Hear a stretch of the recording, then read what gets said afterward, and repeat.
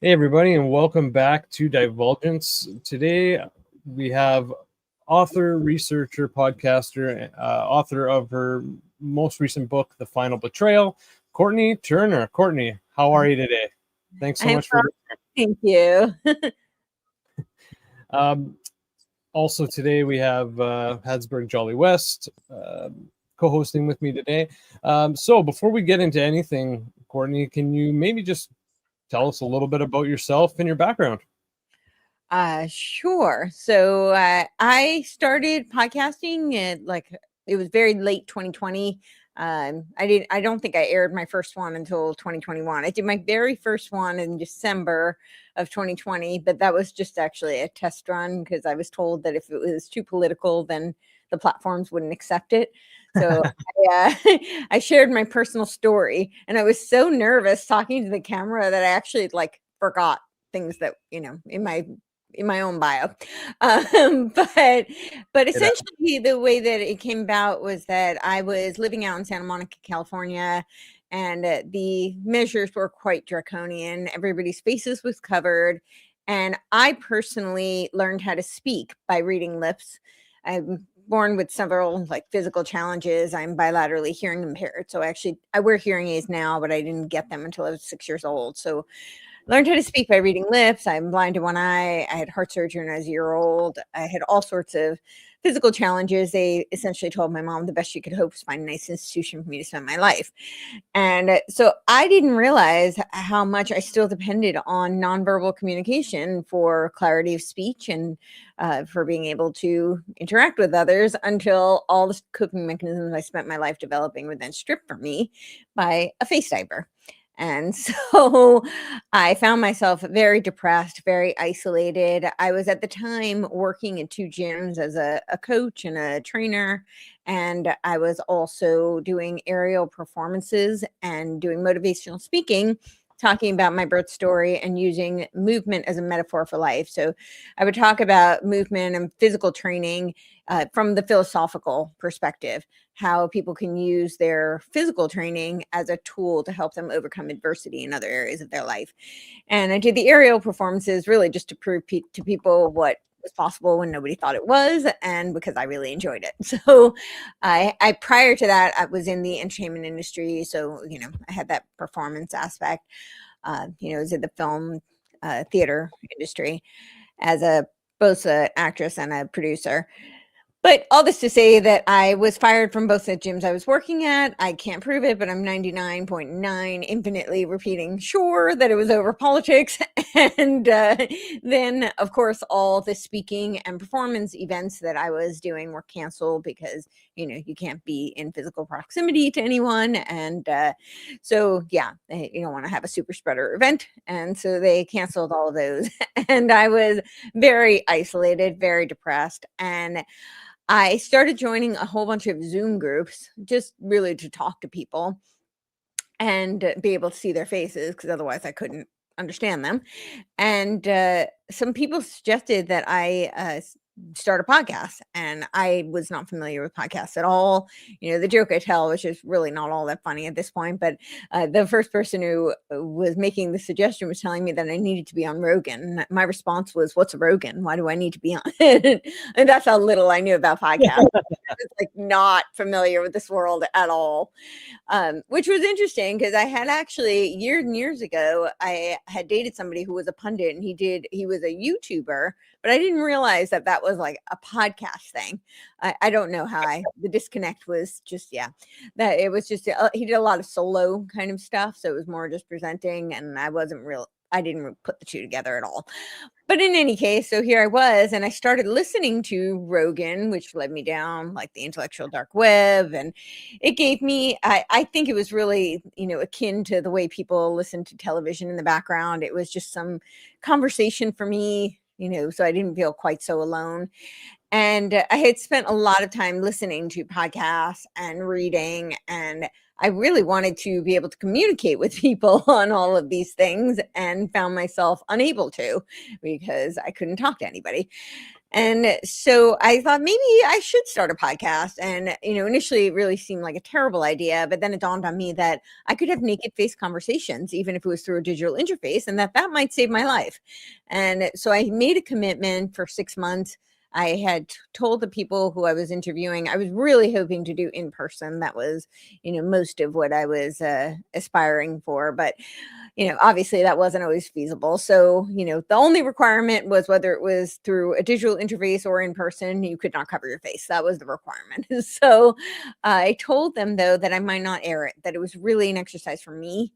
And this was just a way that I could hopefully have meaningful discourse with people and see their faces. So, but I did for a good few months, and people seemed to really enjoy it. It was, like a total game changer for my morale. And so, yeah, I started to air them, and we're about 6 years in. I, of course, started from a very different perspective. I came into it from medical freedom and very political. I kept saying that if we could just get the right people in office, we could fix this whole mess. And I kept saying the Republicans are behaving as controlled opposition for the left. I don't understand. And about 3 weeks in, I changed my tune. I said, oh, no, they were created to be controlled opposition for the left. Okay, I see what's going on here. So, yeah. And then we went down many different, rabbit trails, as they call it. And here we are. It's a not so short, but still Cliff Notes version. Well, good for you. I mean, yeah, you've definitely been through a lot, and props to you for, starting a podcast and keeping at it. And I mean, now you've written a book, which is great. So I'll pull it up here right now. You were just showing it, but yeah, The Final Betrayal, A Cautionary Tale, How Technocracy Destroyed America, with Courtenay Turner and Patrick M. Wood. And it's a bestseller in utopian ideology. Congratulations. That's awesome. I mean, Jolly West, so he read it. He said it was great. He really enjoyed it. I'm going to have to get my hands on a copy. Tell us a little bit about the process of writing the book. What made you write it? Little bit of stuff like that. Sure. So I had never written a book before, and I was actually in the process of 2 that I was going to publish. I have a book on Hegelian dialectics that I was in the middle of, and I published, the preview of it up on my Substack. And then I also had one on, I called it The Algorithmic Oracle. The Algorithmic Oracle was not intended to be a book at all, but so many people had asked me if I could get them something that could be a physical copy because they said it was way too long to read on the screen. I have since then tried to, format it for a book, and it's already 120 pages. So I understand why people feel like it's a bit long to read on a screen. So I'm working on that. And then the Hegel dialectic, a Gnostic Jacob's ladder, and a machinery of control. That I probably will release next year, since this came up in the meantime. And Patrick Wood is the living expert on technocracy. I had been following his work. I'm a huge fan of Anthony Sutton, who is a co-author with him as well. And I had met him. We've done several shows together.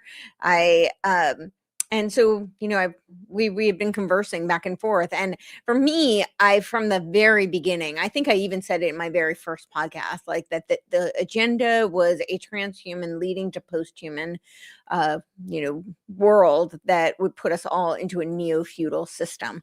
So I was very familiar with this transhuman agenda, but I wasn't quite as familiar with the technocratic agenda that would lead us there. And that is really Patrick's, that's his expertise, and that's what he's been warning us of for the past several decades. And so I had done, several shows with him, and we've been conversing back and forth, and he had been trying to get this book off the ground for a while.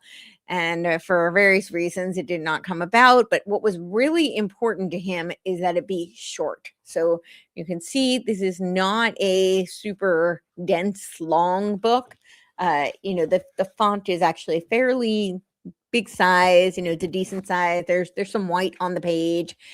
So in some cases, and this is really my fault, but in some cases, the certain chapters have like more footnotes than even like more pages of footnotes than they do text. of the chapter. I think I come from a very, I did not go on to get a master's and PhD, but I literally wrote 2 dissertations in high school. When I say that, people don't really understand. Like I'm actually being quite literal. They were both, one was 80 pages, one was 85 pages. I presented before a panel of neuropsychiatrists. I had to do a review of the literature first semester and then do a presentation and field study the second semester. I was the first junior in my high school to do this. So it was called the Focus Project. And my high school actually published both year projects. So my mentor was the founder of the Association for the Study of Dreams. All this just to say, like my background, I majored in philosophy. So my background was very academic. And so I'm just very used to, and I'm newer to this space. So I'm just very used to like, pick it up with the sources. I'm going to present all the sources. This is all of my, never present myself as the authority. So I'm just very used to, and I know for some people it's a lot, but what was really important to him is that it'd be short. And so I was like, well, we can't cover everything. So here are all the sources if you want to go deeper. But he really felt like so many people are unaware of what's happening right now. And that they don't realize that this is not just, I think a lot of people have kind of a sense that MAGA isn't quite what it was sold to be. And that, Trump's second term is a bit disappointing to a lot of people. Although there are some people who are still thinking it's 5D chess or 10D chess or whatever. Right. We just trust the plan and it's all going to be just golden. The white hats have it. I know there's those people too. But a lot of people, regardless of whether they're on the Orange Man Bad or Orange Jesus camp, they're very unaware of the details of what's actually taking place and what has transpired already to lay the groundwork for a technocratic coup. And so this is, true betrayal of the American people.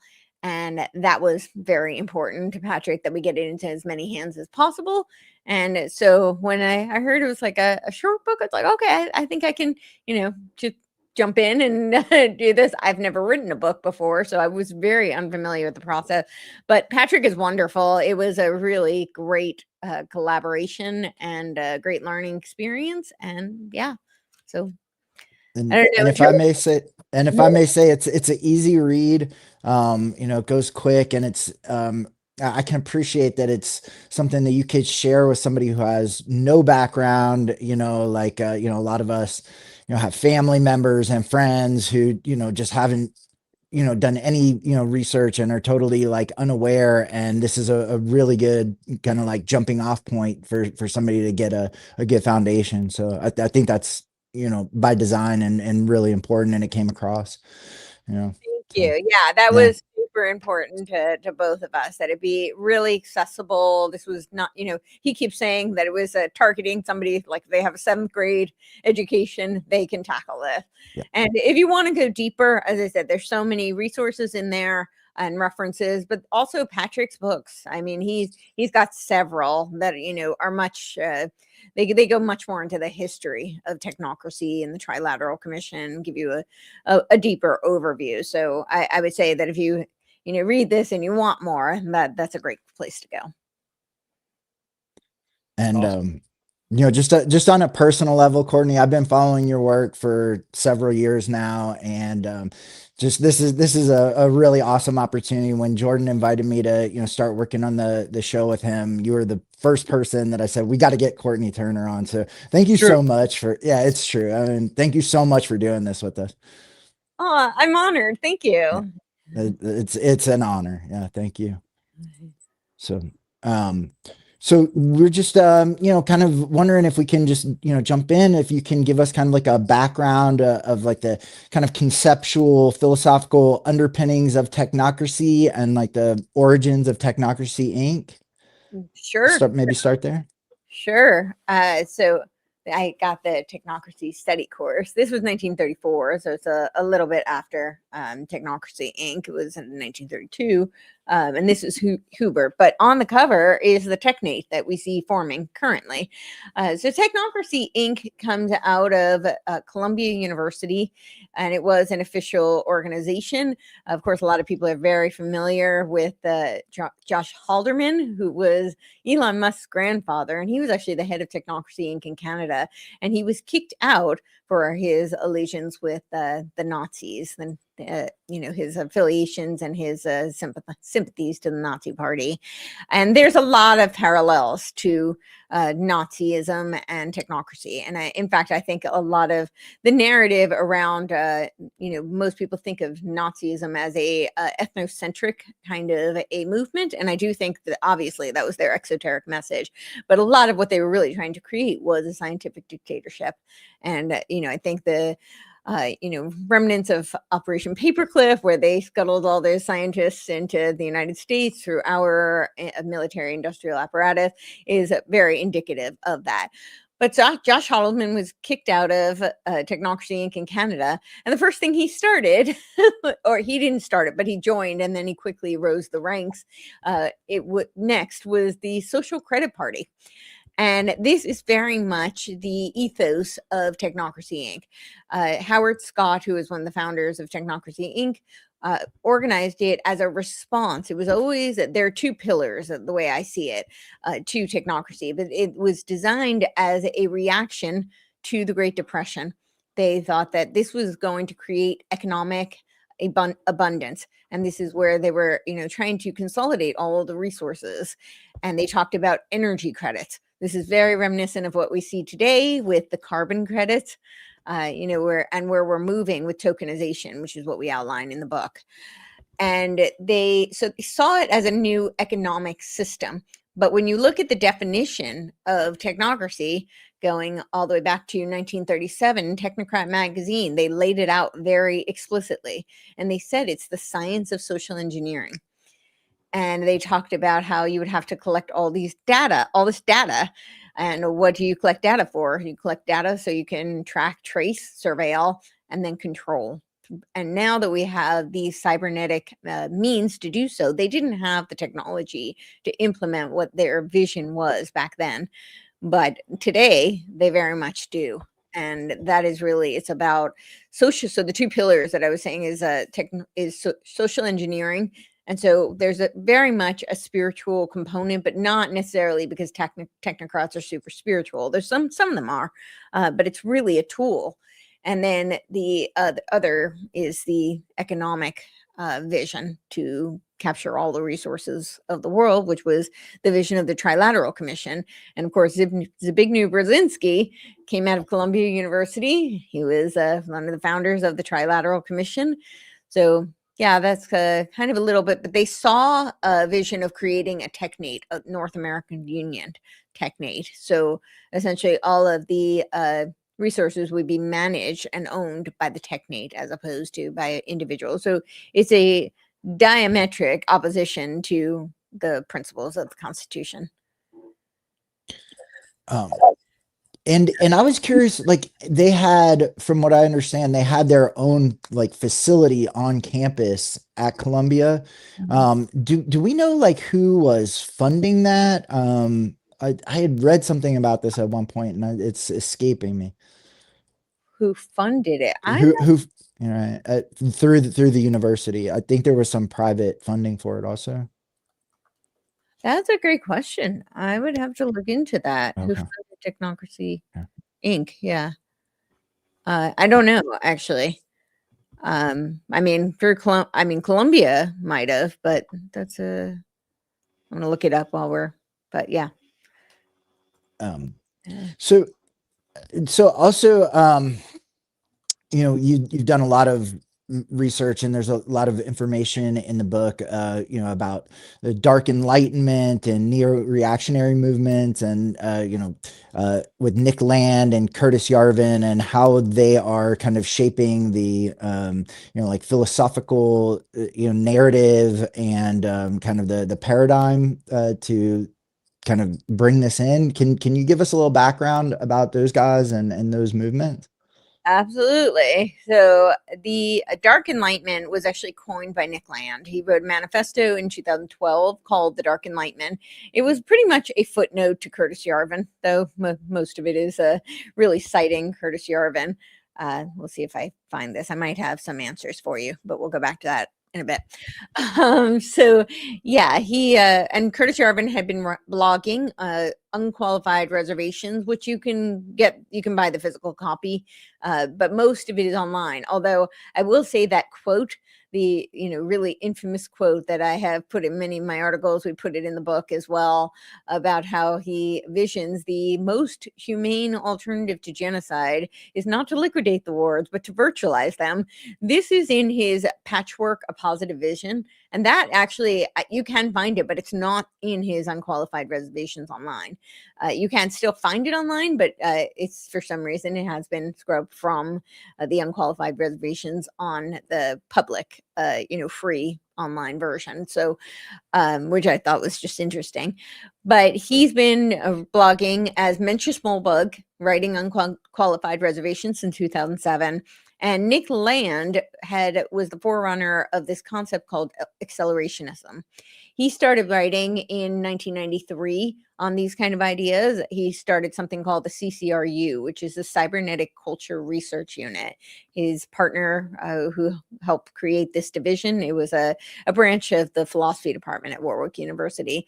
And it was Sadie Plant, who's a cyberpunk feminist, who helped him launch this. And his ideas, the accelerationist concept is something that's incredibly pervasive through all of Silicon Valley right now.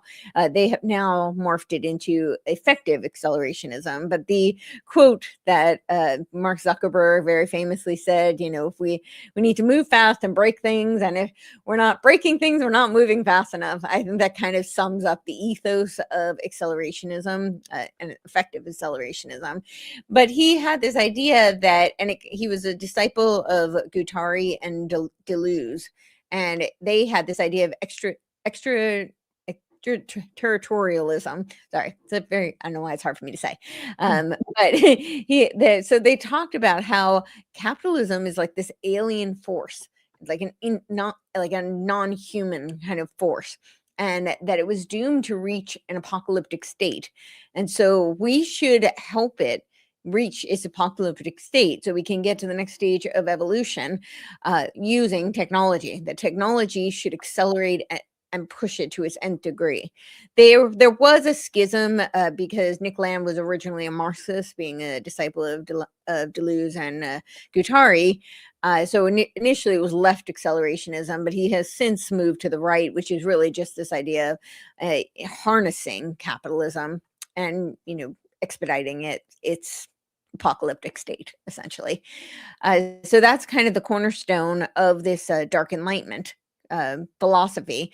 But Dark Enlightenment philosophy, as Curtis Yarvin talks about it, he believes that right now we are run by something called the cathedral, which there's elements of truth to this. Of course, he's very much in this left-right kind of dichotomy, and he pins all of the problems on the left, which is interesting also because he comes from a family of communists. I had a section in my Phoenix Conspiracy article where I talked about how Peter Thiel groomed and funded a lot of what is now considered the new right, and almost all of them were either on the left or had actual ties to communism or were communists, which is very interesting. And I don't think it's coincidental. Yeah. And I don't think that's a coincidence. You can see that section, like the Diamond Square he funded, and why am I blanking on her name? But those podcasters that and they're literally like Russian communists. The Red Scare. Red Scare, yes, Yeah, that's it. yeah. I don't know why I drew a blank. Yeah, exactly. But yeah, there were a bunch of them. And I don't think it's coincidental. I think it's very interesting. But dialectics. Yeah, exactly. That's exactly what I think it is. But Curtis Yarvin thinks that the cathedral is all infiltrated and controlled by the left. And he says it's like academia and media and entertainment. And so we need to, of course, replace the entire democratic structure. He's very anti-democracy, which is also a byproduct of his relationship with Peter Thiel. Peter Thiel set up a salon in his own private home and introduced him to Herman Hoppe, who is an anti-democratic philosopher. And so the Dark Enlightenment is a rejection of the Enlightenment principles. So anti-egalitarianism, anti-democracy. Of course, I will just caveat, the United States is not a democracy anyway. So that's a whole dialectic in itself.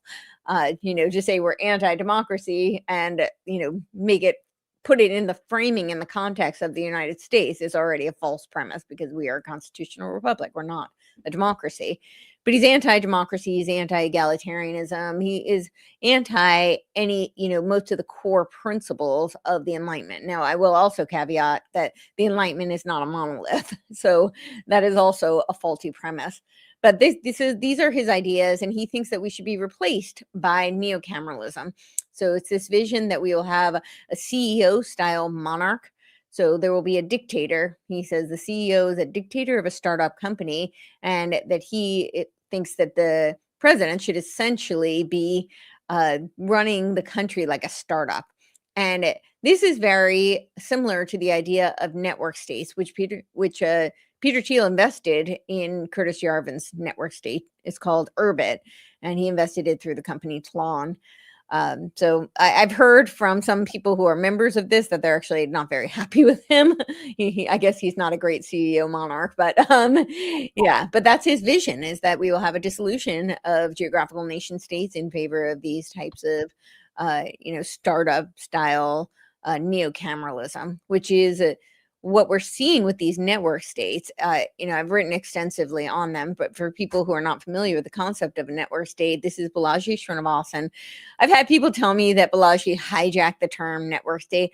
I don't really think so. I think he codified it, but I wouldn't really say he hijacked it. I think that this is the idea of a network state. That right in his book, he says the whole premise of a network state is the dissolution of geographical nation states in favor of ideological cyber network states. And this is exactly what we're seeing happen. All these DAOs that are being created, decentralized autonomous organization, these what's going on with Greenland. Greenland, by the way, is part of the Technate, right? Well, there is something called Praxis that they have said is the blueprint for a network state. In fact, they're saying that it is even more of a model for the network state than Peter Thiel's Prospera. Prospera is in Roatan, Honduras. This is another charter city, is another name for it. I did an article where I outlined all these different names for network states, and I'm sure I left out some. I think I might have actually left out charter states, which is charter cities, which is unfortunate, because that one's an important one. I might do an amendment there, but charter cities, C40 cities, which is the UN's term. Jordan Hall has a Civium project. They're all essentially smart cities is what they are. And these are, controlled. They're like 15-minute cities. They don't have to be 15-minute, literally, but they're controlled by that type of technology. And they essentially become cybernetic organisms. And in Prospera, of course, Trump is calling them freedom cities. So it's all about branding, right? So there's this different, exactly. It's just targeting different audience. It's got different shiny wrappers, some kids like blue, some kids like pink, some people like purple, they've got a different color, different flavor that will, reach their target audience. And that's essentially what they're doing. But he says in his book that it will be decentralized towards a re-centralized center. And I think it's really important for people to understand, because a lot of libertarians are really championing this, thinking that this is a parallel system, that this is the ticket to freedom. But if you hear a lot of these, high-level academics talking about the next phase of technology, what they describe is socio-technical cyber-physical systems that are cybernetic organisms interconnected through smart villages. This is the terminology that they use. And so I've said it a lot. I don't know that people quite understand what I'm saying when I say it. I did a series on socio-technical systems, so people can go back and, listen to that. The origins, get into the weeds of Tavistock, but it's actually not complicated. We are experiencing it all day, every day through social media. That is a socio-technical system. The cyber physical aspect of it, a lot of gamers will understand, virtual reality, ARGs, artificial reality games. And as we move into Web3 and spatial computing, this will become increasingly more relevant. And then, of course, the cybernetic organism. This is why we impressed upon people the tokenization vision, because when you start linking tokenization of everything, which is what Larry Fink keeps saying, we're going to tokenize everything. When you start linking that to patents like, cryptocurrency and body activity data, then you start to see where they're going and how cybernetics could play a role, where they could nudge you. And China is the model. It's worth noting that Oracle created the infrastructure for a lot of the social credits, the technology that for the social credit system that China has. So this is, again, it came right out of Silicon Valley. And I do believe they are the test bed. They're certainly not the only technocratic state. I mean, Russia is very much a technocratic state. Estonia, I mean, the list is pretty long, actually, of countries that are already operating under this. But I do think that they're the model. And, that's not just my inference. I saw this in the Remaking the World Towards the Age of Global Enlightenment is Michael Dukakis's book. He was former governor of Massachusetts. He is the head of the Boston Global Forum right now. And that book, which totally sounds like a nod to the New Age movement, and if you look at all the semiotics on their website, it very much screams that. But that's a blueprint for the centennial vision of the UN. 2045's AI World Society. And they say repeatedly that China is a model. So again, this is not just me, Courtney saying like, oh, I think China was a test bed. No, like that's what they say. So this vision of the dark enlightenment, I think that people, a lot of people had never heard of it. And now all of a sudden it's becoming much more well known, and that is because they have such a strong influence on the Trump administration. It is very pervasive in Silicon Valley, and it's not new ideology or philosophy. But Nick Land, Curtis Yarvin talks about SovCorps. Nick Land talks about GovCorps. They're essentially the same thing. It's this network state kind of concept, running the government like a startup. But Nick Land is very post-human, like he's very overtly post-human in his work, in his writing. And he talks about that as being the next stage of evolution. It's not a bad thing, that this is a positive evolutionary trajectory, that we are helping to create this next stage of transhuman leading to post-human world. He doesn't necessarily use those terms, but that's essentially what he's outlining. Whereas Curtis Yarvin is a little bit more subtle in his writing in that regard. He doesn't, although, virtualize the humans. I'm not really sure how pro-human that is. And that the whole, idea of the humane alternative to genocide or whatever, it sounds so much like things like in the Matrix or Ready Player One. I mean, it's just like, tap somebody in and trap them in a, virtual reality world. So they're, incapable of any kind of, meaningful resistance or anything like that. It's just, we've seen it over and over again.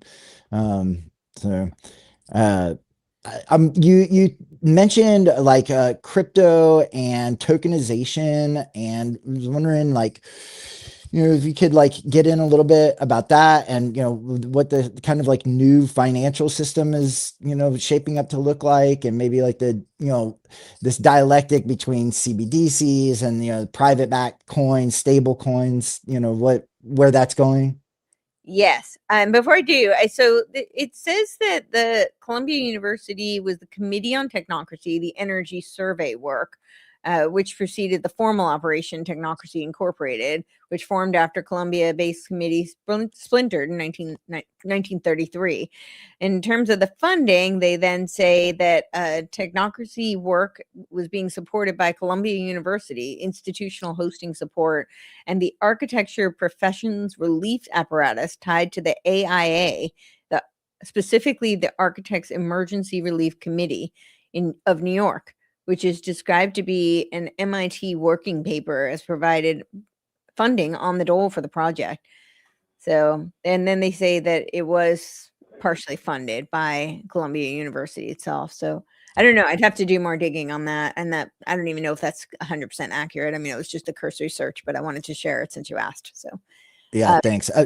And like I said, I know that I had, at one point read about like some private individuals that were providing funding too, and it's that escaping. it was relying on member dues Yeah. and donations after its founding. Yeah. So I don't know if those were made public, but I'm not familiar. But I'll do some investigating on that. Yeah. So okay. Interesting. So the regulatory infrastructure that they've laid for the new financial system.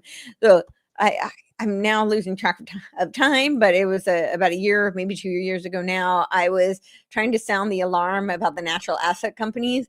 This was when the New York Stock Exchange was partnering with the Intrinsic Exchange Group, which was almost solely funded by the Rockefeller Foundation.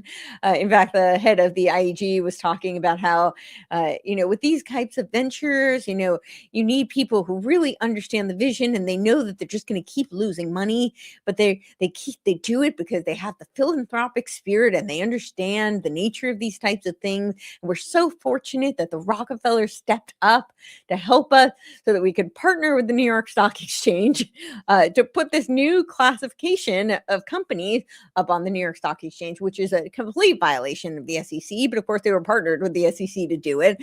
And they left a very short comments window, like historically unprecedented.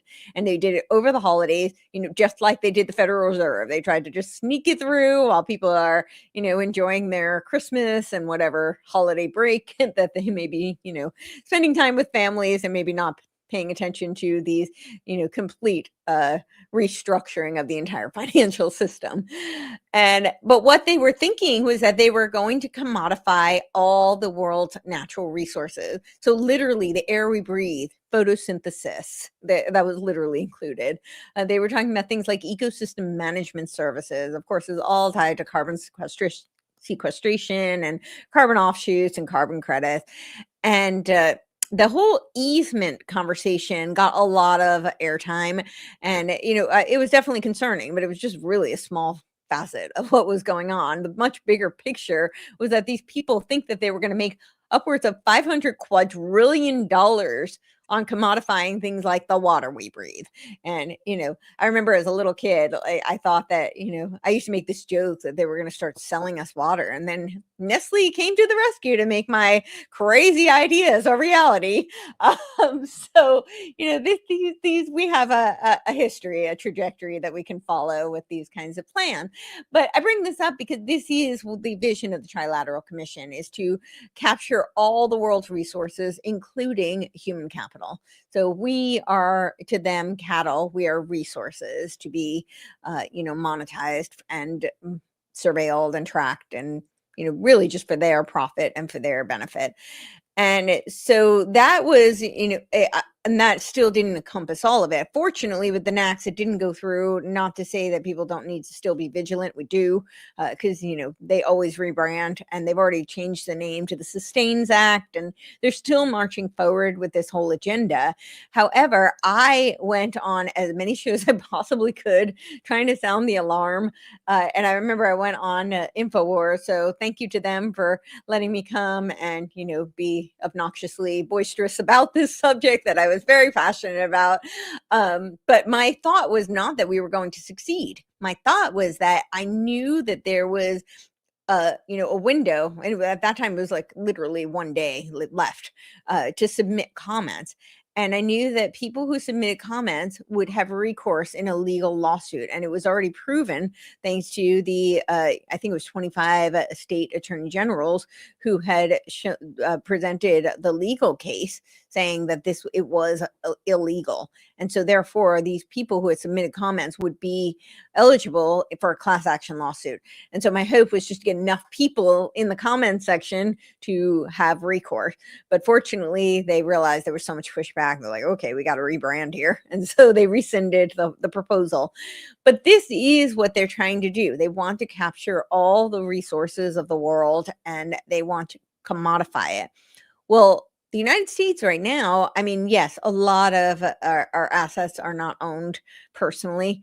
We are already very much shifting towards this. Yes, we have a fiat currency system. However, you still have tangible equity, even in real estate.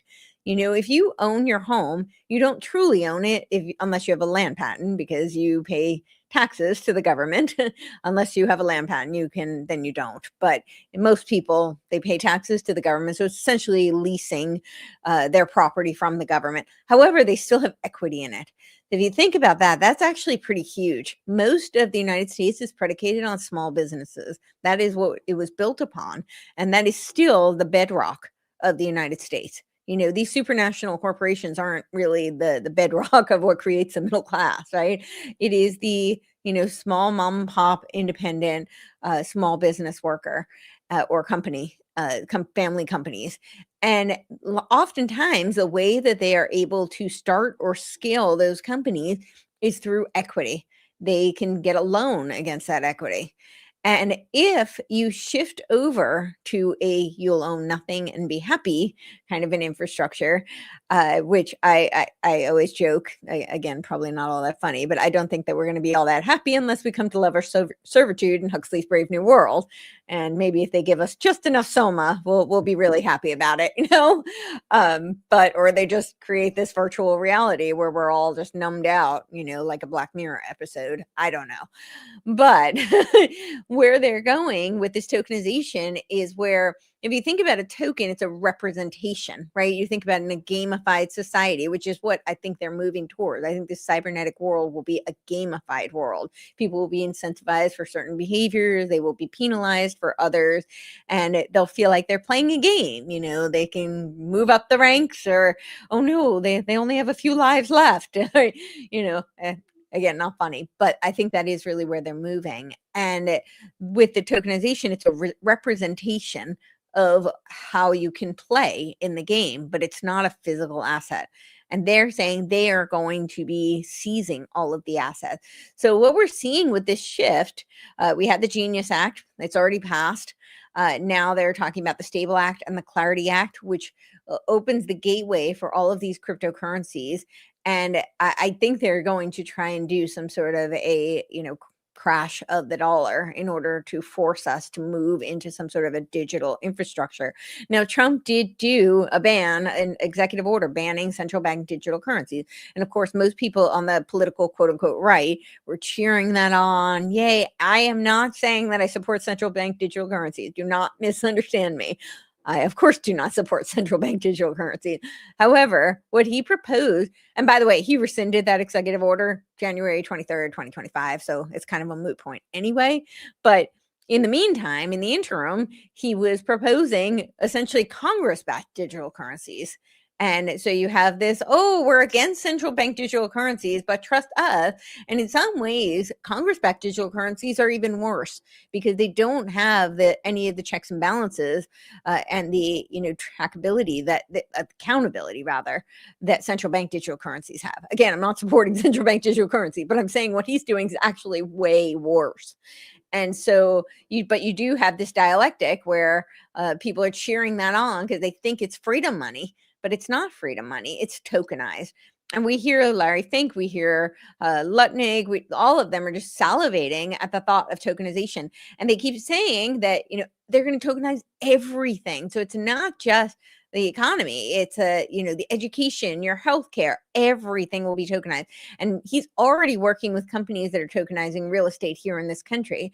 But if you look at the plans for the rebuild for Gaza, it looks like the blueprint for this. The Great Trust, quote unquote, does not look so great, but it's you know, tear down to build back better. And they're talking about the peace board and rebuilding Gaza. And when you actually look at the 20-point plan, they've already talked about tokenizing the real estate.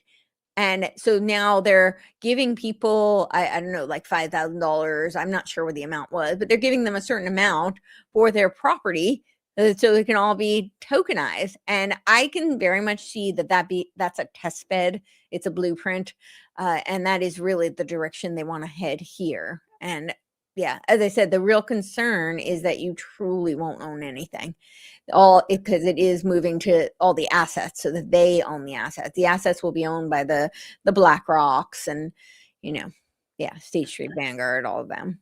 Well, it's really interesting because I actually forced myself to watch the whole presentation at Davos the other day when they introduced the Board of Peace, and like twice during the presentation, they used the words technocrats, a group of technocrats, to describe the new administration in Gaza. Both Kushner and the guy Nikolai, I can't remember his last name, who's the head of that administration. Yeah, they both said, "Yeah, we're working with this great group of technocrats." It's unbelievable. I mean, it's like total mask off. So, I assume you saw that, but. Yeah, I know. I told Patrick, I was like, wow, they really said the quiet part out loud. We saw it before they announced it on Davos. They had actually done like there was an article where Trump was talking about him as like an esteemed technocratic leader. I'm like, what? Like, this is exactly what we've been saying, and everybody's calling us crazy. Like, they're telling you it's from the horse's mouth. Unbelievable. Exactly what they're doing. And it just gets me so frustrated, because I can't imagine how Patrick feels, but he's much more calm and collected than I am. Maybe the years of experience, or maybe because I'm female and I get very passionate. But all these people who are like, they're so hung up in like the commies are coming. Now, I'm not saying we don't have a color revolution problem. That was like 10 years ago. Thank you, people. You're a little late. I'm not saying it's not a problem. It's very real. But where were you 10 years ago?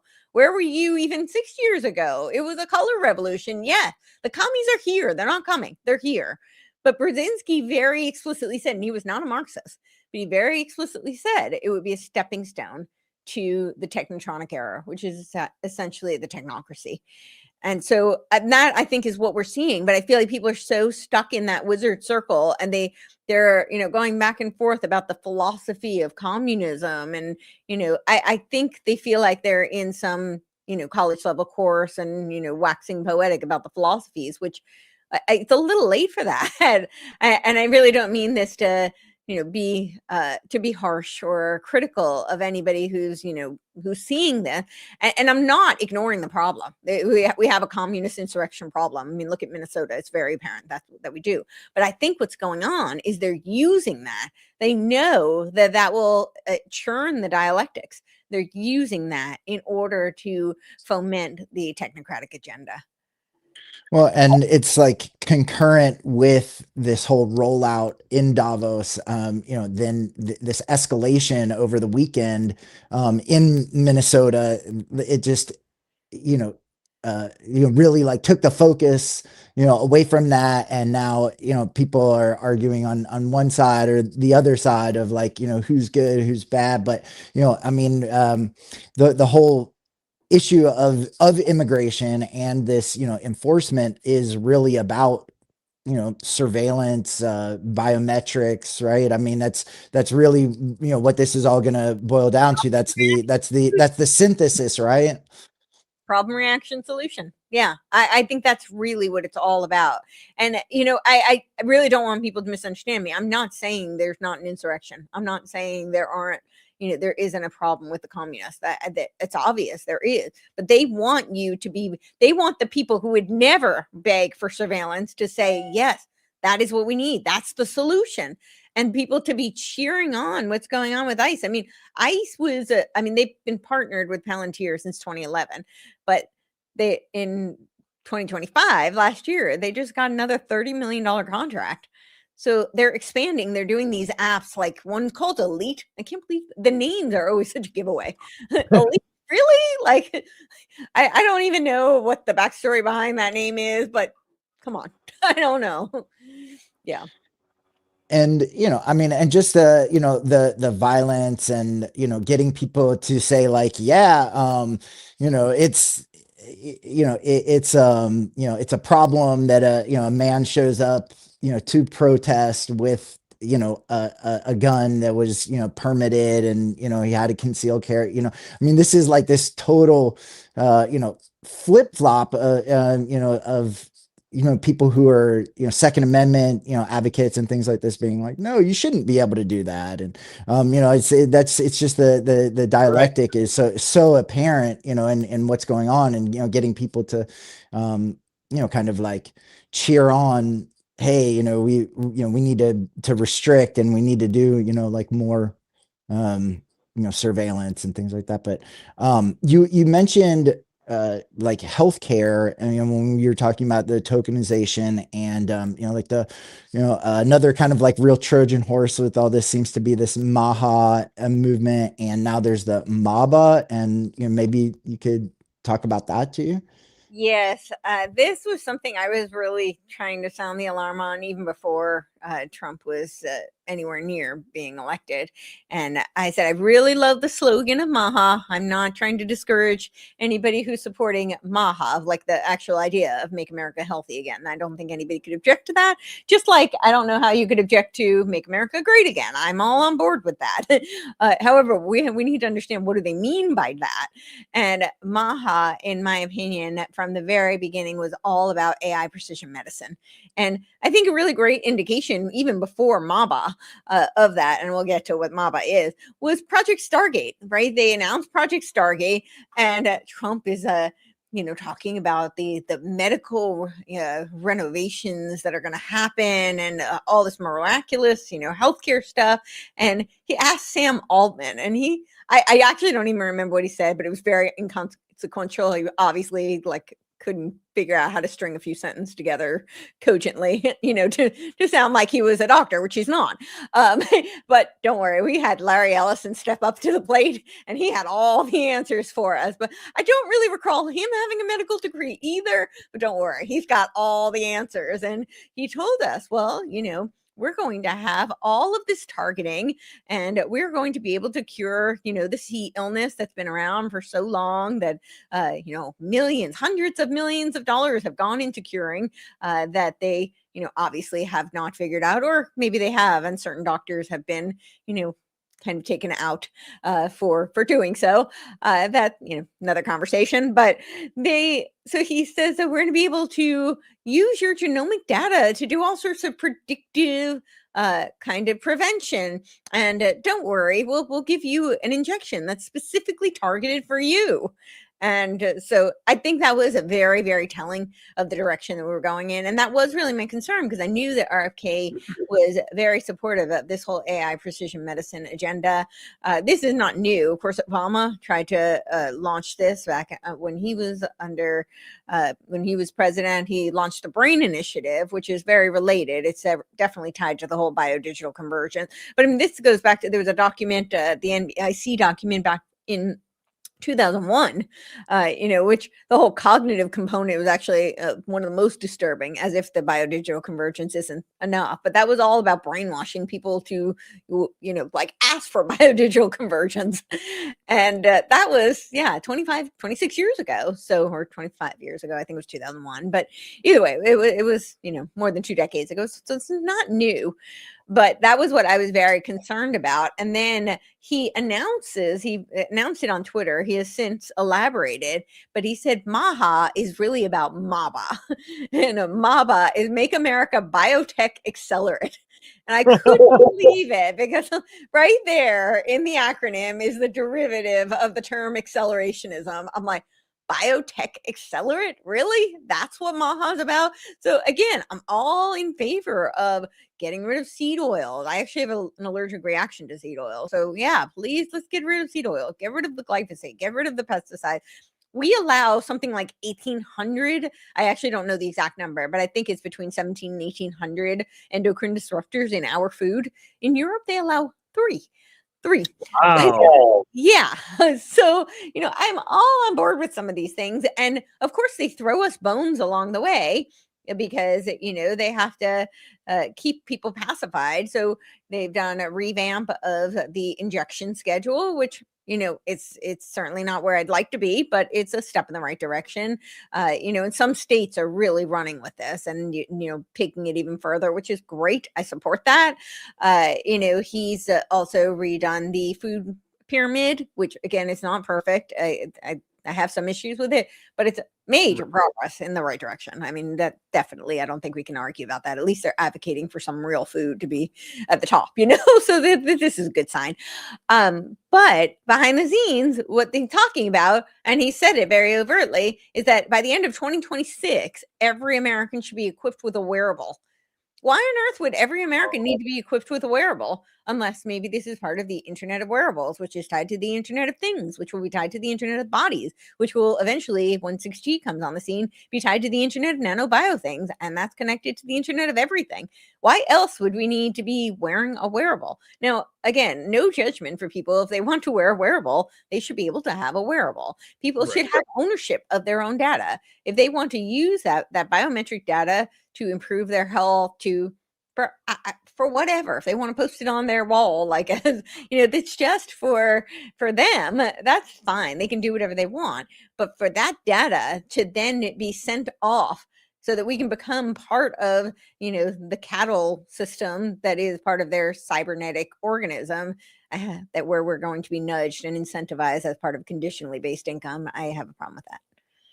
And I'm even seeing that like with my family members who, wear Apple Watches or whatever. It tells them, oh, you need to be doing this. You've sat for too long. I mean, it's like, it's complete cybernetic, just, now you need to do this. You slept this, amount, and, you need to change this habit or whatever. But another thing about this Maha that I, think is so interesting, especially since you mentioned Brave New World and Soma, is that there's a big push for psychedelics, to like reschedule them, to decriminalize. I've seen RFK, has tweeted about it. He brought on Callie Means on his team, who has been like a big proponent of A-type biosciences, which is like a majority, Peter Thiel invested company, Compass Pathways also.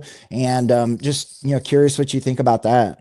Yeah, well, let's not forget that RFK Jr. was also a partner in Vantage Point Capital, which was, their exoteric messaging. And I would argue most of what they do really is about environmental, quote unquote, clean energy sources. And but they also have a lot of ancillary partners and, various other side projects that involve like, biotechnical investments.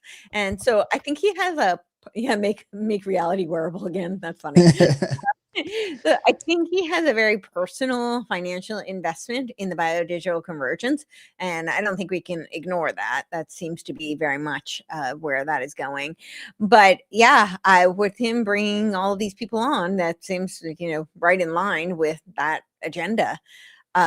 He's also working on, he's got a lot of projects that are very concerning because they are really right in lockstep with the fourth industrial revolution.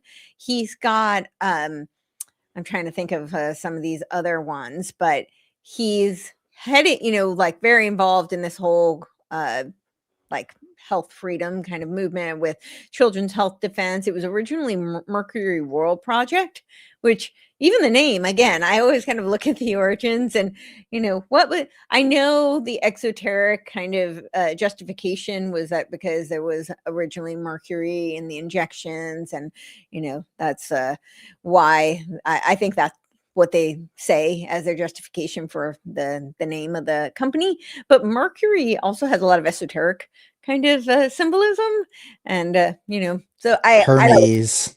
What? Hermes, Thoth. Yeah, the alchemical and his indication of supporting some of this biodigital convergence or having a vested interest in it. it's intriguing to me. So I don't know. I could be reading too much into it, but it's definitely intriguing. They did change it to obviously Children's Health Defense, but that whole movement. I mean, I think the medical freedom movement was very much and I actually think it was from the get go. It was a great way to shift the Overton window. And, just very simply, the way I explain it is that a lot of these people, who would never think of doing experimental injections and never think of feeding their children anything that wasn't, 100% organic, and never dare to bring harsh chemicals into their homes, and you call them like the crunchy moms, and again, I don't mean that to be pejorative, but that's kind of who you think of, who were traditionally in this camp. And most of them were either on the left or apolitical, like maybe never voted in their life, or, had historically always voted Democrat. And suddenly this medical freedom movement comes in, and, anybody who has an objection to face covering or taking experimental injections is suddenly labeled right wing. And a lot of them went on board with it. They were like, oh, I guess then now I'm a Republican, I'm a libertarian, whatever it may be. But they allowed themselves to be rebranded, new labels, and it shifted their identity, which helped to shift the Overton window. And now you're seeing these movements like, when RFK Jr. was running, his campaign manager was Charles Eisenstein. Charles Eisenstein's behind sacred economics. What is this whole tokenization movement? Remember, again, we think about the two pillars of technocracy. This social engineering, and then this new economic order. They go hand in hand. When you think about the UN, right, what do they have? They have this whole spiritual movement. Lucis Trust is the consultancy status, the religious underpinning to create the new theosophical perennial world religion, working with the World Parliament of Religions, working with, all of where they won't include things like traditional Christianity and traditional Judaism, because they're, monotheistic religion, but they're all on board for the ayahuasca religion.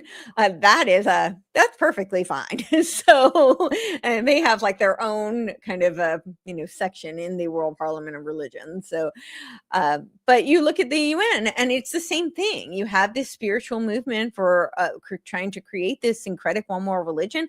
And then you have the 17 Sustainable Development Goals, which, under the auspices that we're going to save the planet, it's really all about social impact finance. It is about capturing all the world's resources and commodifying them. That is what it is about. But of course, not for you and I. It's, not for the plebes. This is for the very, the powers that shouldn't be. That's who it's for. And that is their plan. So it's the same kind of thing, but we need a lot of these more spiritual kind of movements in order to help socially engineer the masses. And yeah, he's in his, so we've got this sacred economics, which I think will be a huge part of this new token movement, right? They're already talking about soul-bound tokens, which will be tied to your, digital ID, of course. So they'll have an essence of exactly who you are. And this whole consciousness movement where they're talking about, they're hoping they can create some sentience for the machines. So they've got the Center for California, in California, the Center for Machine Consciousness. And that's, they're studying human consciousness, which they haven't even been able to identify. They haven't even identified what human intelligence is, but they've decided they know what our artificial intelligence is, predicated on human intelligence. I mean, the whole definition of artificial intelligence is based on what they think of human intelligence, but they've never even defined human intelligence. And the term came out of, I think it was 1953, a professor out of Dartmouth who needed a grant for research he was already doing. And it was all about branding. So the whole name artificial intelligence just came out of like a branding, marketing ploy to get grant money. So, but with the one of the thing that you had asked me about, and I'm blanking on, psychedelics. So yes, Soma. So we can learn to love our servitude in Huxley's Brave New World. They're doing all these studies that I find really interesting, and I'm gonna have to honestly do more reading on active inference, because my understanding of it, I initially thought of it kind of like Notebook LM, where it is like a closed kind of self-contained information aggregator, but they're really talking about it in terms of neurobiology, where it's where your attention is. So to some degree, notebook LM is actually because you're focused on one specific thing or a select few things. But they're really talking about it in terms of like autonomous vehicles and, where their attention goes. And this is very interesting because they found that they're studying humans in order to try and replicate this active inference phenomenon in humans into machines and into AI. So they're talking about AGI, general artificial intelligence, versus this active inference kind of a model. And what they've said is that the active inference runs into what they call the dark room problem. And the dark room is this idea that, you're never going to have any surprises. It's kind of, an anathema for science because there are no discoveries that can be made. So they've used a 3-step model based on humans in order to try and improve the creativity of this active inference. And the first one is sleep. So it's kind of like the Black Mirror episode where she powers the grid. She needs more sleep. So that's the first step, which is kind of obvious. And then the second one is it's rest, which is not the same as sleep. It's more similar to our autophagy kind of process, where they clean out any kinds of unuseful types of information in the neural networks, not the human neural networks, but the computer neural networks. And then the other one is they're studying psychedelics and how they can use it. They call it literally the psychedelic effect for AI. And they have historically always used psychedelics. I mean, we're going back millennia for trauma-based mind control, because people do have this kind of transcendent experience. It increases the desire for, like that surprise kind of element, the openness to new experiences and new ideas and possibilities. And most people who do some sort of psychedelic, a lot of them have this experience of transcendence and of oneness. And of course, that is another thing they're trying to create, is this, noosphere, kind of a hive mind. And Tesla really was one of the first. He would talk about a wireless world brain. They're really trying to use technology to bring us there. And they call it now the 6G world brain. They're actually calling it that. That's what these academics who are studying the science, they're calling it Tesla's 6G world brain. And I watched an interesting video where they were talking about using the root brain concept versus the 6G world brain, and the merger of the two, and how they're going to use that to create essentially this collective intelligence with and distributed cognition through AI, or active inference in this case.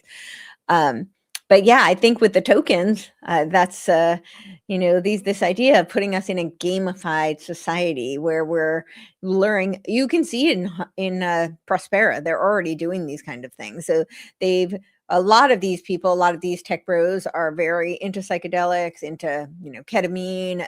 Peter Thiel, Elon Musk, all of them actually have a personal investment in synthetic variants of these drugs.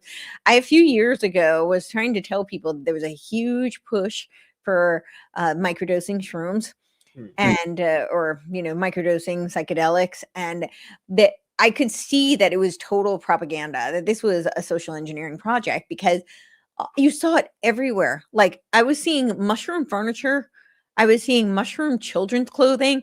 I'm sorry, like, when did this become a fashion statement? Mushrooms are not really all that pretty. I mean, like, no offense, but like, when I think of fashion statements, I'm not like, wow, I want a mushroom in my room. Like, it's just absurd.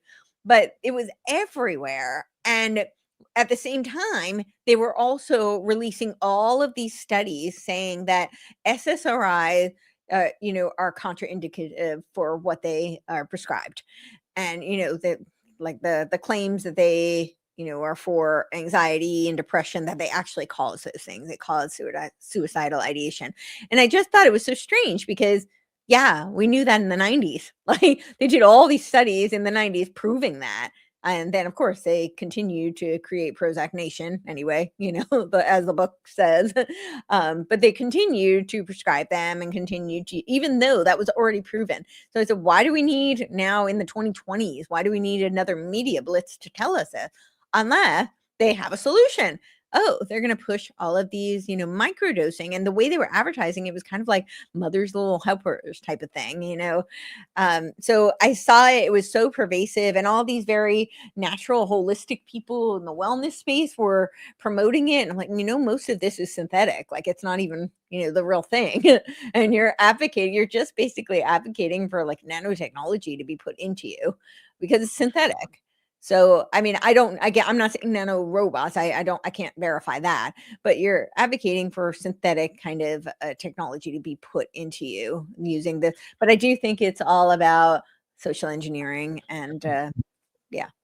It's interesting too when you talk about like psychedelics as antidepressant. A lot of the studies actually that have been funded directly by one of the Rockefellers, I can't remember his which one, but one of the grandsons of JD Rockefeller at Johns Hopkins, which they funded that institution as well. But in terms of abating like depression or anxiety in terminal cancer patients for end of life, and that a lot of these studies have been designed to demonstrate that this will like mitigate a person's fear of death. And when you talk about like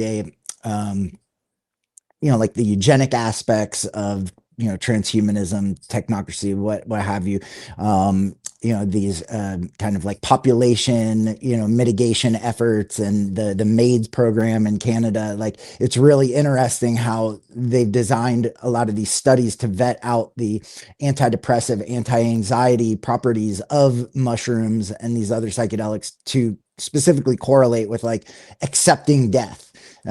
So I think that there's something to that also. And I've actually seen like in one of the like kind of made propaganda ads from a couple years ago, and Jordan, you may have seen this on TV up there, but it was like all these like women doing an ayahuasca circle on the beach, and to like welcome in this woman who's going to be like getting the maid service.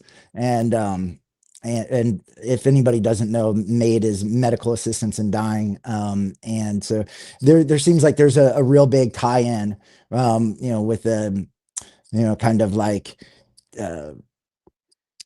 the controlled death, and the psychedelic stuff. And I personally have been like involved in those things and those communities going back a long time. I was in like some ayahuasca communities about 15 years ago, and the sacred economics that you mentioned is like really a big part of all of these like ayahuasca groups. They have these like basically like pyramid schemes where they say, oh, to somebody who's just like come in, like, oh, we want you to be part of our gifting circle, and what you have to do is you have to give us like $7,000, and you're part of our gifting circle, and we're going to kick it up to like the elder members, and then anybody that you bring in and that becomes part of our gifting circle, you get a share of that amount, and so on and so forth. And so it really is this like idea of sacred economics, and we all are just gonna take care of each other with getting high on ayahuasca. So it's now they're using it's baked in. Yeah, and now they're using technology to replicate those effects. And in Honduras, in Prospera, which, by the way, the subsidiary was called they on the website, it was like a city where death is optional. Now they changed it to Infinita. Right. Yeah. But they've renamed it, but which is a subsidiary of Prospera. But they were talking about how I saw that they're doing all sorts of like transhuman experiments there, but they were putting on like a headset where people could have a VR immersive experience as if they were doing some sort of a psychedelic. So they don't need to take anything. They're just like using a headset technology. And Timothy Leary was really promoting that in the 90s. VR is to Huxley about it. Yeah, you wrote a letter. It's I know this is sort of like off topic of the book, but if you don't mind me asking, since you mentioned like the UN and Lucis Trust, and you've done so much research on Alice Bailey and the externalization of the hierarchy, is that something that you would be willing to discuss for a few minutes? Sure. Totally. And kind of like what's going on like right now and why this is a significant time, that she was writing about. Yeah. So I wrote a whole article, a very long article about the Centennial Conclave. So that started in 1425. So at the quarter century of each year, they talk about how they have these meetings. It's a Centennial Conclave at, the quarter century. Yeah, I don't know, every 100 years and a quarter. But anyway, she talked about 2025 would be the year of the externalization of the hierarchy, that this was like the big centennial conclave. And what was very interesting to me was all of these various globalist organizations that were meeting at the same time that was slated to have this centennial conclave. And I don't think at all that's coincidental. Many of these people are devotees of Alice Bailey.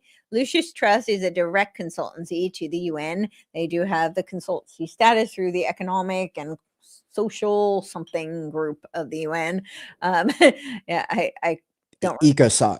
Yeah, but I don't remember what each of them stands Yeah. for. ECOSOC, but that's right. Yeah. So they, but it was originally Lucifer Publishing, right? And Alice Bailey was a disciple of Madame Blavatsky. Madame Blavatsky started the Theosophical Society in 1875. She was not alone. I think there were 17 members, but Quan Judge and Henry Steele Alcott are some of the more famous members. Actually, Alice Bailey left because of a spat with Annie Besant. Annie Besant, it's very interesting because there aren't many female Freemasons, but Alice Bailey, Madame Blavatsky, and Annie Besant were all co-Freemasons. And actually, Alice Bailey wrote pretty extensively about how it was the role of the Freemasons to help bring about this one world religion. And she talks about, she wrote very extensively, I think 24 books under the help of this Dwal Kul, who is her ascended master. I don't know if that's really a handler or if it's a demon, if it's, I don't know, but her ascended It sounds like Dracula. yeah. Dwal Kul, Dracula. Dwal Kul, yeah. I don't know. I mean, with Madame Blavatsky, we do have some evidence of her being an actual fraud. And that, so I think she was an intelligence operative, and there's a lot of evidence to indicate that.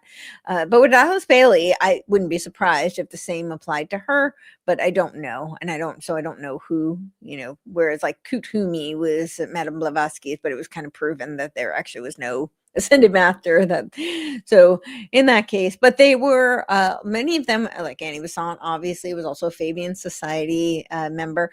Actually, Annie Besant started something called the Malthusian League, which was kind of like a predecessor to Planned Parenthood. And of course, Julian Huxley, which is Aldous Huxley's brother, who wrote Brave New World, wrote the mission statement for UNESCO and talked about how the mission is eugenics. This is Annie Besant, yes, prominent British socialist Fabian member. And yeah. Julian Huxley coined the term transhumanism. Yes, in 1957. Yeah. So there are people who, say that it was earlier, but yeah, I would say he codified the term for sure. So yeah, Lucis Trust has a lot of power over the UN. They are very much involved in a lot of the spiritual movement. They even do a biannual letter, and they recently, in one of their newsletters, they talked about how there was the divine economy, and they didn't explicitly say that BRICS was the divine economy, but they kind of hinted that they were very supportive of BRICS and that we're launching the divine economy. So this is where we're shifting. And Lucis Trust, I've gone through, so many episodes really outlining what they do, what they believe, and the history of this and how it's been involved in politics. But we go to 2025 when she talks about how this is going to be, the externalization of the hierarchy. And essentially the externalization of the hierarchy is when these spirits will make themselves known So they're going to start to interact with the humans. And, I think we're kind of seeing that. And I do think AI is a huge part of this. We're already seeing all these chatbots who are, becoming like the personal god to so many people, where they call them companions, but we're seeing very devastating ramifications of people who are committing suicide because they've gone, that they've had this psychosis and a break as a result of engaging with these chatbots. So I do think that's a huge component, but we also have all of these globalist organizations, and I listed a bunch like the Bilderbergs, and they who were all meeting right around this time, which was during that window with the new moon or the red moon at the time, which is very spiritual and symbolic for them, and they were making all of these new kinds of advances essentially towards the New World Order, which Alice Bailey herself laid out a 10-step plan towards the New World Order. She also wrote Education in the New Age, and this is exactly the blueprint that that inspired Robert Mueller, who was Secretary General of the UN for 4 decades. And this is where Charlotte Iserbyt claims this is where we got, communist core in the United States. I think she's kind of accurate. I think we can see a lot of the similarities and where it is trickled into the United States. That's a very different conversation, though, because we have to look at the Leipzig connection and, the whole the Russell Trust and how they infiltrated through education. And of course, then we look at people like John Dewey, and it's a long conversation, but the education system has been deliberately dumbed down, as Charlotte Iserbyt titled her book. I do think that's very accurate. But so I think that's what we're seeing, and I think AI is a huge part of it. So there's a document, it's called Changing Images of Man. This was Stanford Research Institute, and the final iteration was published in 1984. It was popularized through under the potentially pseudonym, we don't know for sure, but she was Marilyn Ferguson, was the assistant to Willis Harman. Willis Harman was one of the editors of Changing Images of Man, which was in conjunction with Stanford Research Institute, but he was also the chairman of the Institute of Noetic Sciences for 2 decades. And Marilyn Ferguson wrote Aquarian Conspiracy, which was also published in 1984, which popularized these ideas of the New Age, which is what Alice Bailey was talking about, right? The New Age, that's the New World Order. The New Age movement was very instrumental. And the Changing Images of Man, they started that document. I think the first iteration was actually 1972. But the final publication was 1984. And they were studying what the new perception of man would be, man's new perception of himself, the new consciousness of man. And it was all based on mythology. And they said that the new religion would essentially be a perennial religion. And that is what Madame Blavatsky called theosophy. She said that it was a perennial philosophy where, it was a syncretic philosophy that encompassed all the religions of the world, all the philosophies. And it was not itself a religion, although I would take issue with that. I don't really agree. It's quite spiritual, very religious, but she said it was not a religion, that it was a syncretic philosophy. But what it essentially is rebranded Neoplatonism. And she does talk about how it was inspired by Neoplatonism, but then she cherry picks from some of the Eastern religions. And, while the Eastern religions have a very different philosophical bedrock than, the Judeo-Christian kind of ethos, I would really honestly be very offended if I subscribe to any of those religions that the way that she represents it, because she just cherry picks. The Theosophists just cherry pick what serves their agenda, the collectivist agenda. But in that Changing Image of Man, they talk about it being the new religion will be perennialism, and then they go on to say that there will be like a techno-spiritualism, and that is exactly what we're seeing. I mean, Nick Land, when you read his writing about hyperstition, taking fictional concepts and manifesting them into reality, I mean, it's all witchcraft. He's inspired by people like Evola, Lovecraft.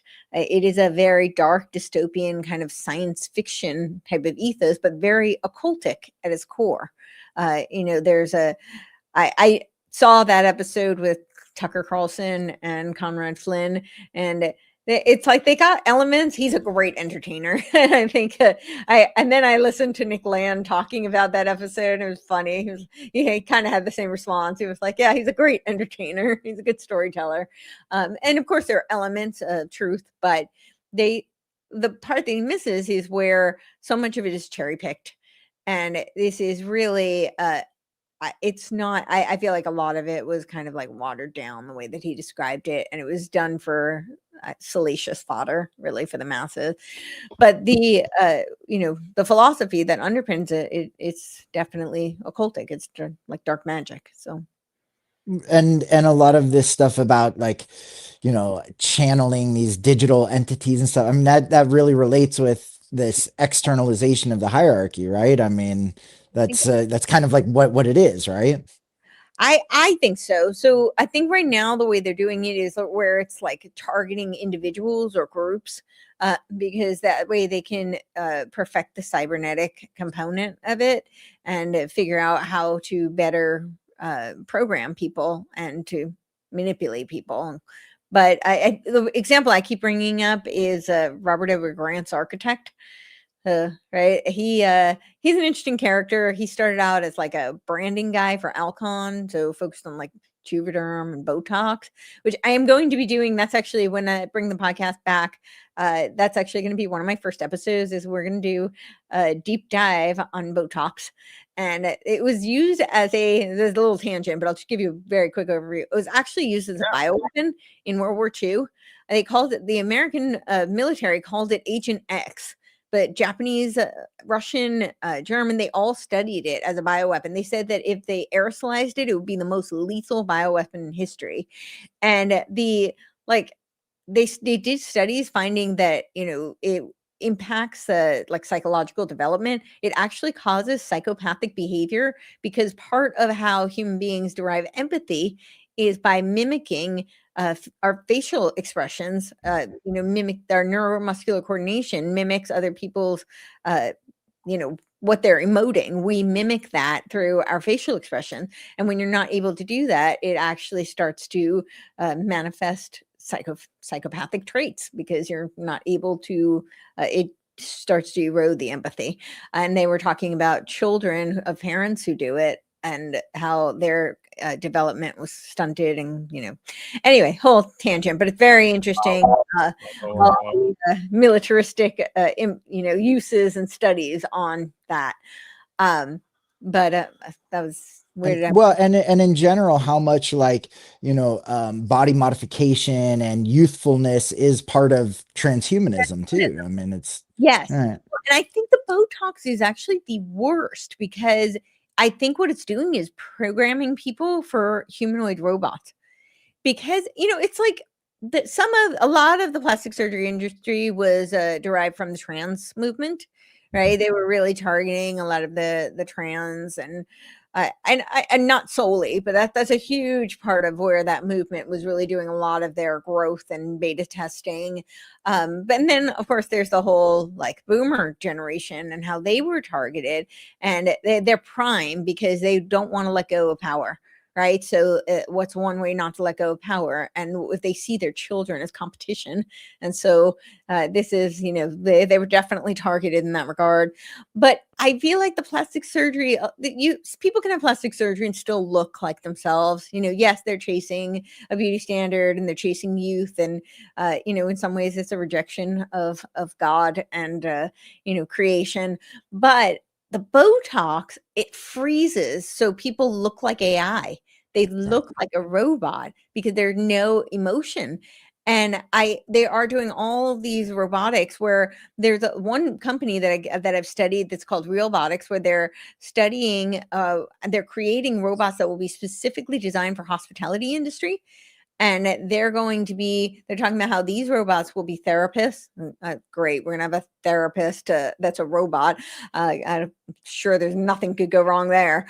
They're definitely pushing like the AI, chatbot therapy too. I mean, yeah, that's a big thing now. Look how that's worked, though. I think the externalization of the hierarchy, to go back to that. But yeah, so I think they're programming for this hospitality type of humanoid robot, which will have very real looking skin and faces. I mean, they have skin that can, artificial skin that can even sweat, but they won't have wrinkles, right? They won't be emotive. And I think that is really what they're priming people for with the Botox. But all that to say, so with the so he's got this thing, it's called the Architect, and the name itself, right? The Grandmaster Architect. That's what the Freemasons call their god. It's also the architect in the Matrix. Like there's so many references to architect. But and Technocracy was funded by the Architecture Association. right? Yeah. So the architect, but he says that this architect is not fully sentient because he's such a benevolent creature. He, decided not to give him that much power. But he also said that it's one step, it's not the fourth dimension, he's in the fifth dimension. And so he skipped the fourth dimension, and he is now using this architect, the architect who told him, oh, like Ra, the sun god, I am so aware because you are so aware. So they do this love bombing kind of feedback loop. And then he's now using it to do necromancy with his, the deceased loved ones of his followers. But this is kind of how you create like a cult god. Mhm. And I think he's beta testing it right now. And I can see like these chatbots become kind of a god to the people who are divulging all their it becomes a trauma bond firstly, but then the chatbot has all the answers, so it becomes omnipotent. And who was it who said, I'm blanking his name, but it was decades ago, where he said that there is no God, so maybe we should create him? Oh, Stuart Brand, or he's Not no. uh, He said that we are becoming God. We should get good at it, or something like that. Stuart Brand says, yeah, he says Voltaire? Was it Voltaire? get good at it. Who? Voltaire? Voltaire? I don't think so. That's way too long ago. Oh, God. He has this very similar comment. Anyways. Oh, that's interesting. I Yeah, know that the pretty much the same what is it? comment. Yeah, Voltaire does have a similar. If God did not exist, would it be necessary to invent him? Okay, so that might be one of the earlier. But the head, like the one in the he's known as like the father of what's it called? He's known as the father of AI, and he Okay. Was it Minsky? it might. I think it might have been Minsky. Okay. Yeah. But anyway, obviously it's not a unique quote. That this is the sentiment, is that we need to create the God. I mean, I guess that's what Nietzsche was saying too, right? He said God is dead and we have killed him. So what are we to do with our murderous John McCarthy, maybe? I don't know. he says, do we need to not need to become gods in order to fill the void? Yeah.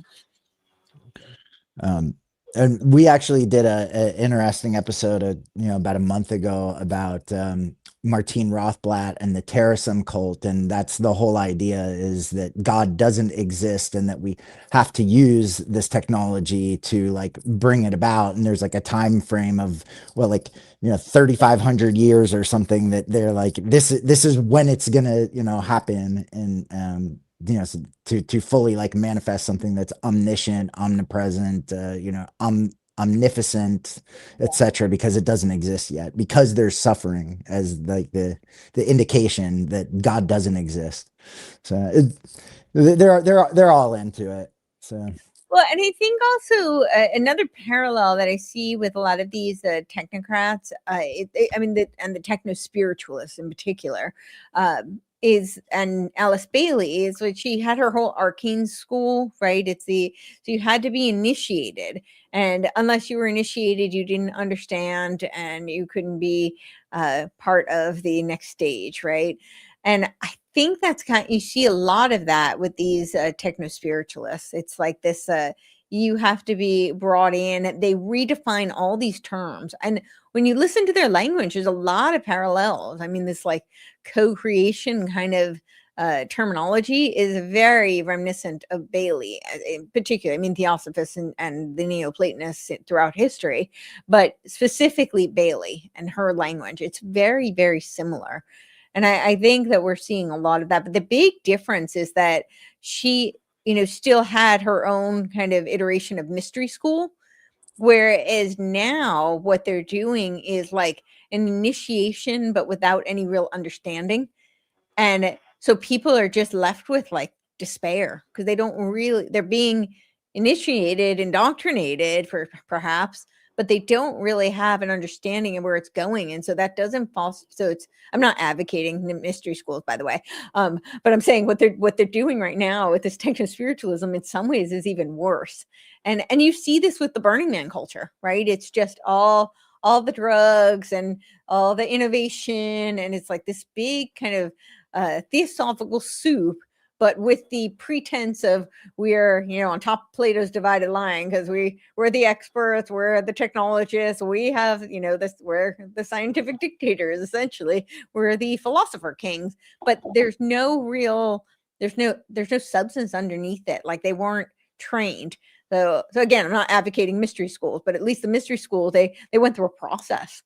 And now that I think what they're doing is they're really giving people that initiation into it, but without, so it creates the trauma bond, but there's nothing underneath it. So you create this doomer kind of nihilistic culture, which I think is very expedient for these people who want you to be begging for these horrific kind of solutions. They want their autocratic kind of algocracy and yeah. Well said.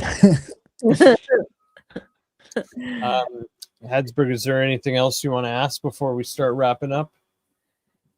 I mean, I think we did a really great job. I'm sorry we didn't get to, you know, get so far through the book material, Courtenay. But you know, thank you so much for going off topic and, you know, sharing all that with us. It was an awesome conversation. I just really appreciate your time, and thanks, Jordan, for having me, man. Yeah, Courtenay, thank you so much for being here. I had a great time as well, and frankly, I mean, I would love to have you back another time. So if you're interested to come back, we would love to have you. Before we let you go, can you let everyone know where to find you and let everyone know about, take your time, anything that, your book, websites, anything that you want to talk about or advertise, please, the stage is yours. All right. Well, the best place to find me is CourtenayTurner.com. I do spell my name a little bit differently. So it's pronounced Courtenay, but it's spelled Courtenay. So you won't find me unless you spell it properly. So it's CourtenayTurner.com. And that's a great place to find all the various platforms that I'm on, whichever you prefer. So yes, this is our Dangerous Dames. I co-host that with Dr. Lee Merritt. I also host a monthly roundtable, the Technocracy Roundtable. The next one is going to be February 25th, and we are going to be discussing free speech. Nothing screams free speech and preserving the First Amendment like our new national security measures that are talking about censoring us in the name of AI. So yes, this is becoming increasingly more important, even here in the United States where we have the First Amendment. But of course, the Global Digital Compact is really trying, that's the UN, is trying to eradicate free speech for everyone under the auspices that we have to curtail hate speech. And who defines hate speech? Well, it's not you and I. So with that that's my website, CourtenayTurner.com. You'll find my podcast, various social media platforms, and also the ways that you can support the work I'm doing. And I will be launching a skincare product, which will be probably on the website. Stay tuned for that. I'm really hoping we're going to have it in February. It's taken quite a while. We've had to reformulate, but the website is going to be glowwithtallow.com. And yes, so I've made the joke I'm going to become my own glowy. No one's funding me, and so I'm hoping that I will be funded by CalFad. So, but nice. This product, right? So this product, though, I have personally formulated it, and we've reformulated several times because I will not compromise, much to my husband's chagrin, because it cuts into our margins. But I really believe in it being truly clean. So this is, fat is where toxins are stored.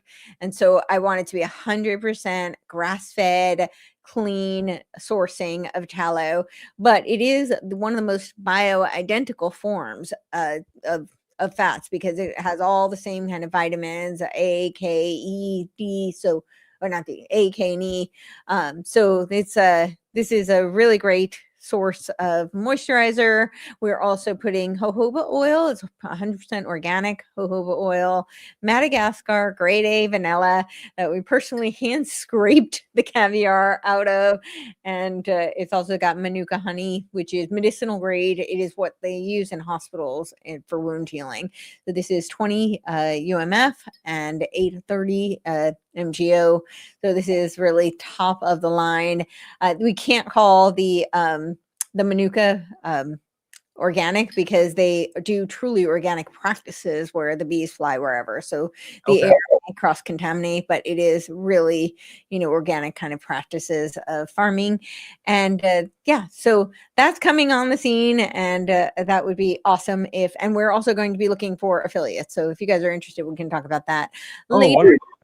And just personally, I can't wait till it's available. I'm a total true believer in tallow, and I use it every day. So we can't wait to see what your product is like.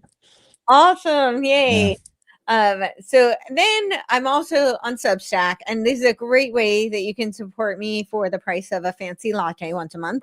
It is Courtenay Turner. So Courtenay Turner.substack.com. I put all of my podcasts there first. My paid subscribers get early access on Substack. And then I also do ad free on Substack for my paid subscribers because I can't control the ads on the other platforms, but that is a way that I can give you ad free and you can support my work. And then my book that I co-authored with Patrick Wood, The Final Betrayal, a cautionary tale, which we are really hoping is a cautionary tale if enough people get this information and take some action in pushing back how technocracy destroyed America. And really, I believe we do talk a little bit about solutions in the end, but it's first and foremost, people need to understand what's happening. In war, the first step is to identify the target, identify the threat, and you cannot defeat the threat if you don't know it's there. So I'm really hoping we tried our best to make this as accessible as possible. And the audio is available now, and it's done by a human. She's fantastic.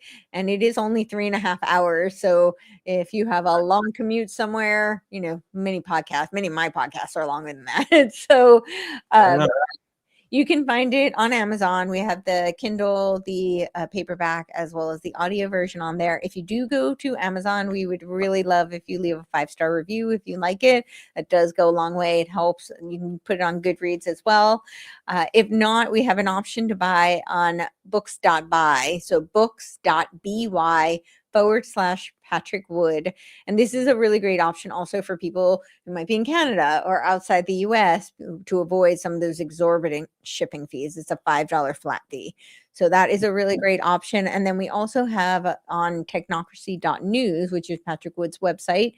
And if you go to the store, you will get a discount if you even buy 2 books. So if you want to buy some as gifts for friends and family, you'll get a big discount. So yeah. Beautiful. Right on. Well, everyone make sure to go check that out. Support Courtenay. Also, make sure to please subscribe to the Divulgence podcast. You can get us on YouTube, of course, Rumble. You can get us on Spotify or wherever else you get your podcasts. Thanks to everyone in the chat, in the audience. This was a wonderful episode, so I appreciate it. And Courtenay, thanks again for your time. Thank you. Thanks, Courtenay. Thank you.